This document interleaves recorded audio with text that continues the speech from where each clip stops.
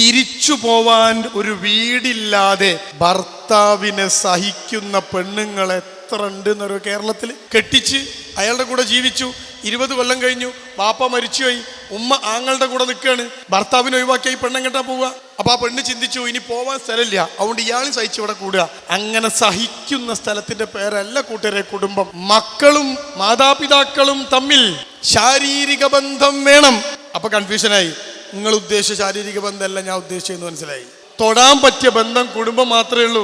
നമ്മളെ പെൺകുട്ടിയൊക്കെ പഠിപ്പിച്ചു കൊടുക്കണം. കോളേജിലൊക്കെ ഗേറ്റിന്റെ അവിടെ ഇങ്ങനെ നിൽക്കുക പെൺകുട്ടികള്, ആൺകുട്ടികളോട് വരുമ്പോ അസ്സലാമു അലൈക്കും പടച്ചോന്റെ പേരും പറഞ്ഞ് ഓനെ കൈ കൊടുക്കുക. ഓന്റെ കൈ പിടിച്ച് കുളിക്കാൻ പറ്റുമോ?